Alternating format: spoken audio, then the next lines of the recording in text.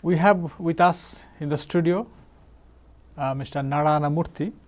He is the founder and mentor-in-chief of Infosys, India's second largest software company.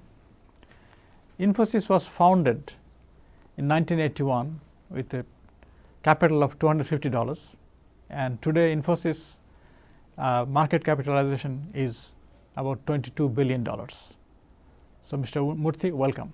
Thank you very much. It is a great pleasure to have you on our campus and to answer some questions about the developments in India. First of all, Infosys has become a kind of iconic institution in India, but in the course of a very short time, 25 years, it has risen to the top. How do you account for this meteoric rise of Infosys in the context of India? Well, you're right. We celebrate our 25th year this year. In fact, on 2nd July 2006, we would have completed 25 years.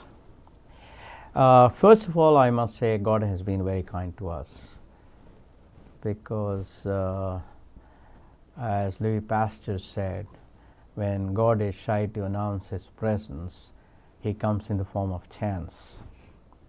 Having accepted that, let me say this. Right from day one, when we founded the company, when we sat for 4 hours to discuss what we should seek in this journey, we were all unanimous that we would seek respect. We would seek respect from customers, from our employees, from our investors, from our vendor partners, from the government of the land, and from the society. And we said, if we seek respect from each of these stakeholders, we will do the right thing by them. And if we did the right thing by them, then everything will fall into place. So I'm happy that the company has not swerved from that path of seeking respect right from day one as of now, and that perhaps is one of the reasons why we have had whatever little success we have had so far. But in 1981, India was not at all friendly towards enterprise, the kind of stuff you set up. From what I recall, you had difficulty getting your first computer, getting your first telephone line, and how did you overcome those obstacles? Well, entrepreneurship is all about courage.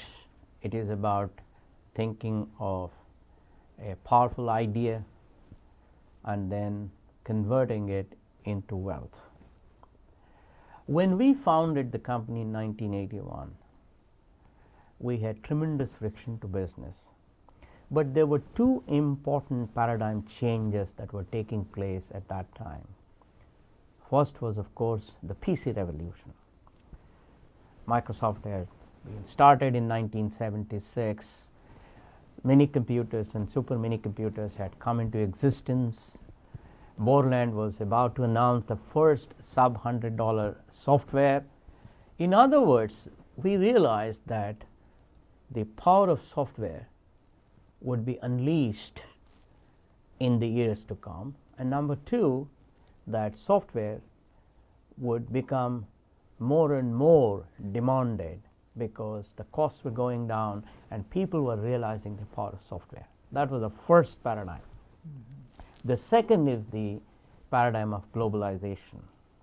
I define globalization as sourcing capital from where it is cheapest, sourcing talent from where it is best available, producing where it is most cost effective, and selling where the markets are without being constrained by national boundaries. Now, this we realized was a unique opportunity for countries like India to leverage the power of the availability of English speaking technical talent to produce powerful software for the global market. And thanks to these two paradigms, I think Infosys took off. Though the first 10 years, we had tremendous friction to business. And thanks to the economic reforms of 1991, Infosys took off from 1992. Just to give you a data point, between 1981 and 1992, we grew our revenues from $130,000 in 1981-82 to about $1.6 million in 1992.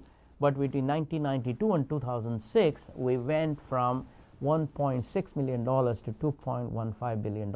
In other words, we grew by a factor of approximately about 1,300 times in the second half, that is approximately about 12-13 years, as against 10 times in the first 10 years. In fact, you mentioned the 91 reform.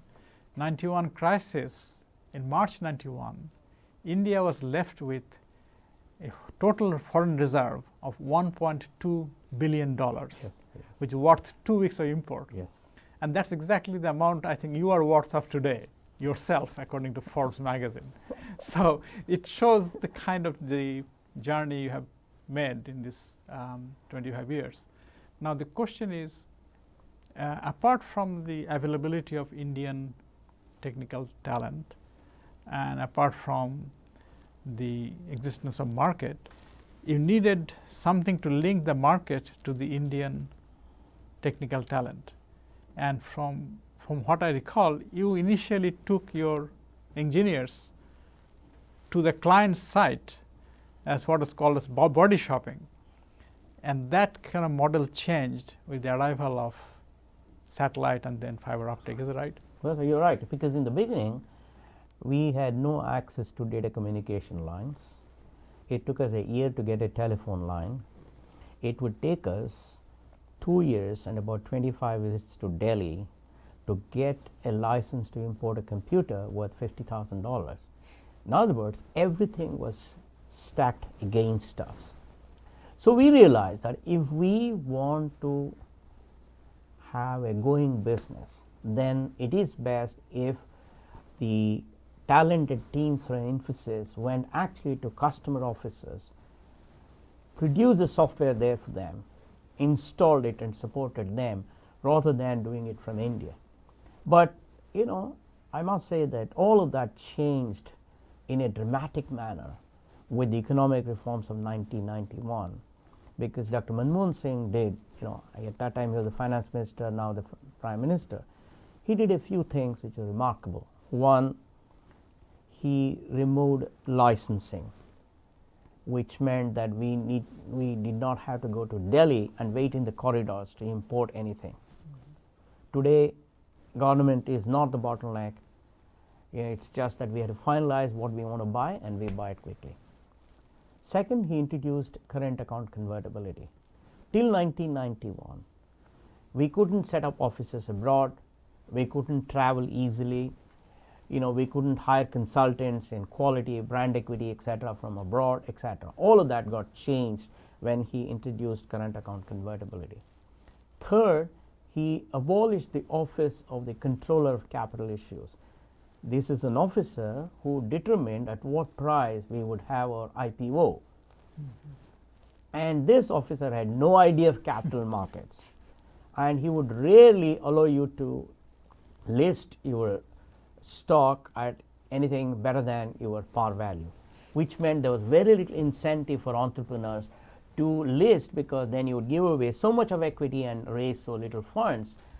On the other hand, when Dr. Manmohan Singh said, look, you can decide the price at which you want to have your IPO in consultation with your investment bankers, then all of us realized that we would get the fair price from the market. Market was going to be the determinant.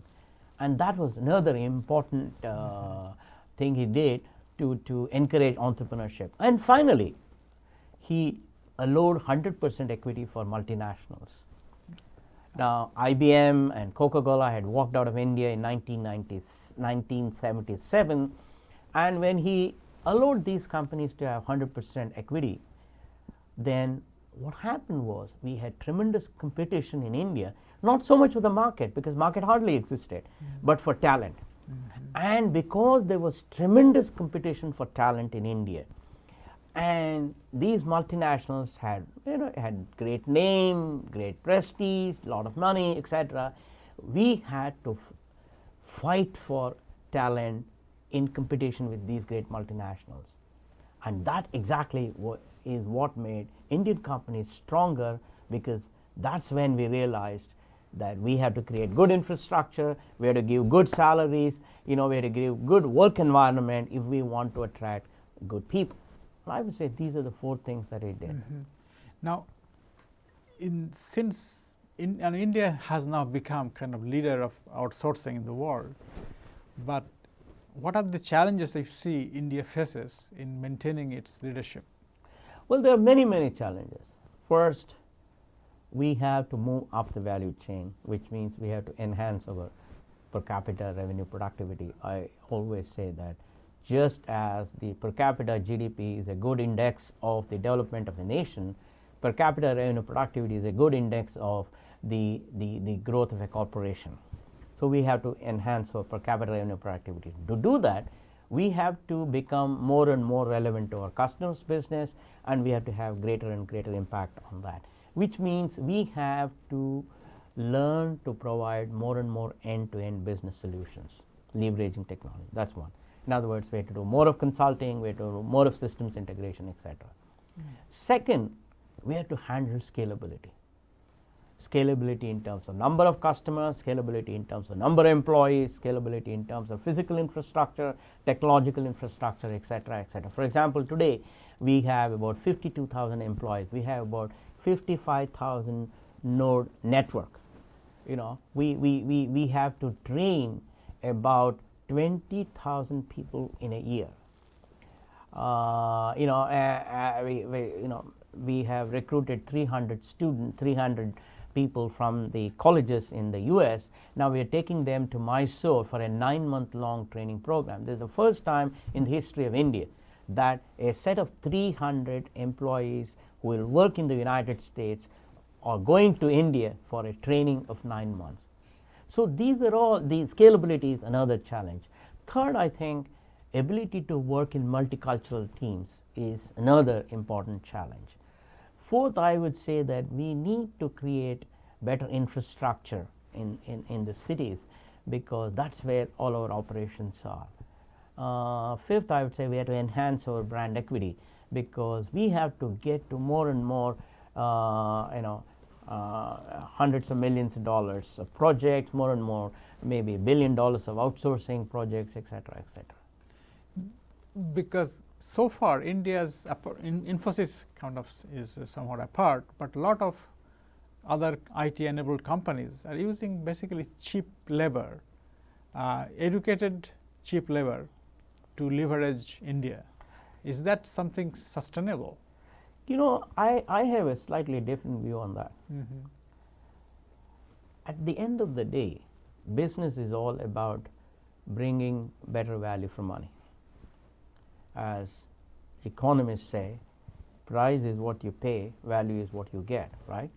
So if for $1 we can give our customers better value for money, one way of looking at it is better value for money, another way of looking at it is cheaper. So be it. As long as we are able to satisfy our customer needs better and better and better, it doesn't matter.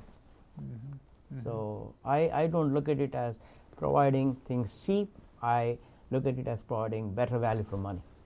Yeah, no, I think what I meant was that cheap labor would increasingly other countries will be able to offer as well. So no, I think India has some unique advantages. We are a nation of billion people. We produce anywhere from 3.5 to 4 million graduates every year. We produce 450,000 engineers.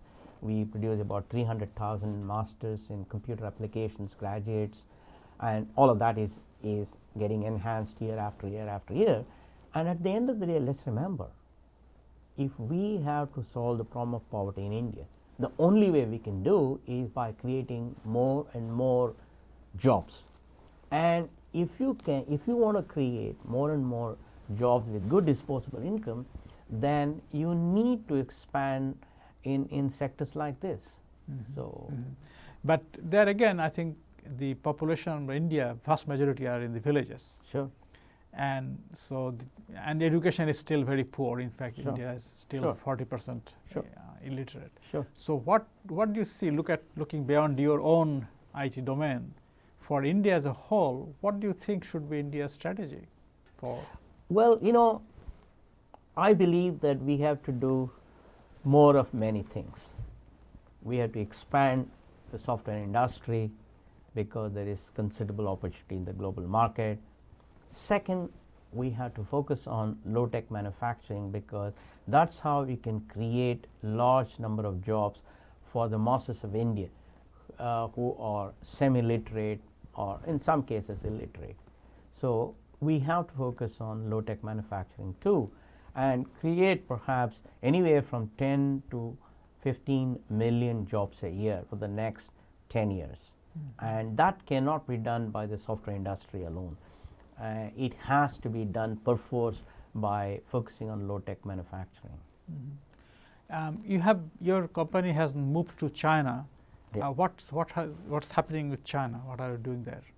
Well, if you want to be a high aspiration corporation today, if you want to be in the top 5 in any sector of the economy, for example, in the software services, we are in the top 5 in the world, you have to have a presence in China for multiple reasons. One, China is a fast growing market. Its GDP is growing at 10% or so. There are lots of things happening out there, so we have to have presence there. Second, like India, China too has a large population. There is good technical talent out there, and as we keep growing in revenues, we have to leverage the talent in China. Third, there is a large Chinese diaspora in Southeast Asia and East Asia, etc. And Japan, is very near Dalian in China, so you can service Japanese clients from northern part of China. So looking at all these things, I think China is an important piece in the jigsaw puzzle.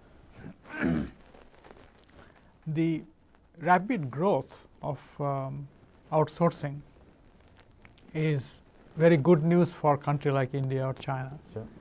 But one sees an increasing concern in Europe and the United States of white-collar job leaving the country and going outside. Do you see this could be a drag on your business? Well, my view is that people in glass houses should not throw stones at others. After all, what we are doing is what we were preached to by the Western nations. My European friends, my American friends told me umpteen times in 80s how India should become more and more open, how India should open up its borders, how India should reduce its tariffs, how it should allow competition from multinationals, etc. I agreed with all of them, and all that we are doing is we are implementing the ideas that they have been propounding. So at this point in time, just because shoe pinches a little bit, I don't think we should go back on those principles. So my view is, at the end of the day, we are making corporations in the US, in Europe, in Japan, in other countries more competitive, not just for selling in their own countries, but even in third countries. So just as we accepted liberalization, economic reforms, just as we open up our borders, I believe that Western nations too would gain from such open access. And globalization has become a very contested word. A lot of people are turning anti-globalization. In India, it seems to me that India is one of the most pro-globalization country. Is that right? I would think so, because remember that we have a coalition government which is supported by communists. Now, in spite of that, our government has made many moves forward. We increased foreign holding in the banking sector to 74%. We introduced foreign participation in the retail sector. We have liberalized in the civil aviation sector. So in many areas we have brought in liberalization. So when you do it in the context of a coalition government supported from the communists, I think it's not a bad record. And finally, the outsourcing, which started as essentially software services or back office work being sent outside of Western Europe and America, is now becoming a global model. I think recently an article in the Foreign Affairs by former CEO of IBM, he talks about MNCs being replaced by a new model of companies which he calls globally integrated enterprises. And is this a trend that you see from your perspective going to touch other sectors of industry? Oh, absolutely. For example, at Infosys itself, we have a program called Infosys, Infosys Phase 2. And what we are trying to do is to bring the power of globalization, the global delivery model, into areas outside of just software. Consulting, for example, systems integration, equity research, customer service. In all these areas, we are bringing the power of globalization. We are leveraging the strength of talent in India. Now, for example, another friend of mine is starting an enterprise to maintain aircrafts. He feels that India would be the right place to maintain aircrafts, because that people would get best value for money, and aircrafts from all over Asia and perhaps some parts of Europe, and at some stage from the US too, could be maintained from India or from some other part of the world too, but focused from the talent available from India. Yeah, that reminds me that one of the things that Infosys, I think, has done is not just write codes, but for business purposes, but many industrial or other operations, they are coming to you for solutions to their problem, right? Sure. So your employees include not just code writers, but experts from different fields. Oh yes. Because if we want to become more and more relevant to customers' business, if we want to have greater and greater impact in the areas of business relevance, then we have to be domain experts. We have to understand the business of the customer. So our focus has been to enhance the market readiness of our people in the domain knowledge. In fact, we have several initiatives in this area. We encourage our people to get certified by industry associations, at different levels. For example, we have Retail 101, Retail 201, Retail 301, Banking 101, etc. With the result, our people over a period of time will become more and more business domain knowledge ready. So it is more of a consulting company than just a software provider. Yeah. Well, Mr. Murthy, thank you so much for your time. Thank you very much.